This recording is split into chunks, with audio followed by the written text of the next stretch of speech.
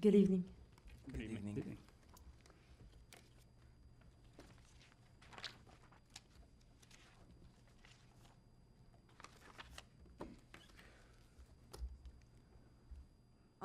Hello, my name is Shams, and I was born in 2001 to an Arab family.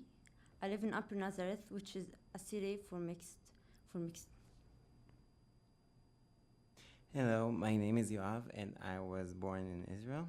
I returned. I was 4 years old when I came here, and I was born to a Jewish family. I live in Nofit, which is a Jewish village, surrounded by Arab villages. In the summer of 2006, when I was 5 years old, the Second Lebanon War started. As a child, I didn't know why there is an alarm sound a couple of times a day. I just knew that when it happens, you go to the shelter and wait for the bomb sound.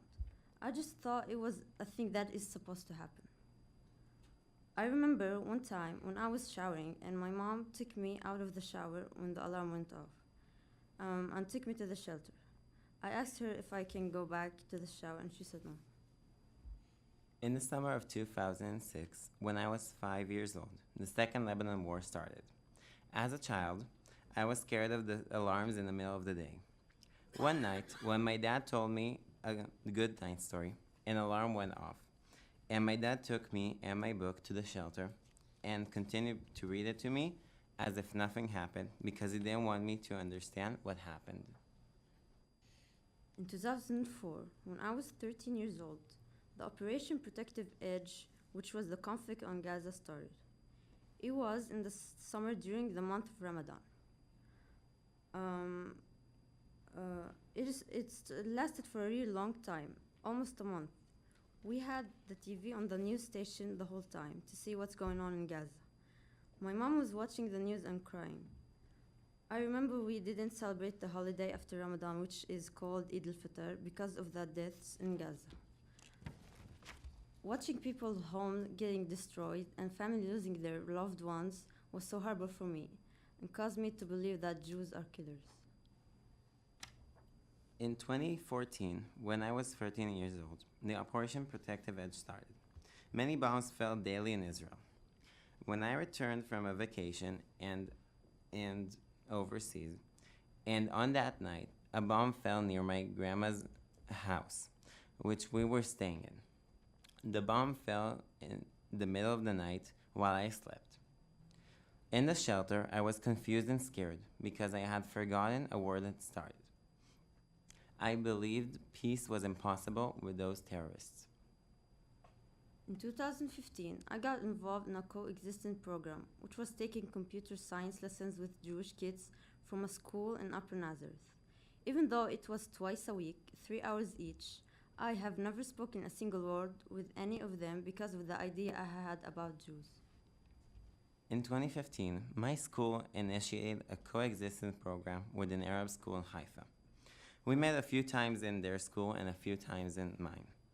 The program failed because no side wanted to cooperate and the program was imposed upon us. These events, which we just told you about, are incidents that we have different perspectives on. But we experienced the same feelings. We both felt scared when the bomb fell. And we both didn't cooperate in previous coexistence programs. When my teacher told me about Friends Forever's delegation to the US and that it involves Jewish teenagers, I didn't think it's a good idea at first. I signed anyways and got accepted. When my teacher told me about the Friends Forever's delegation to the US, I didn't believe the idea of the program would work because of the Arabs didn't cooperate in the last program.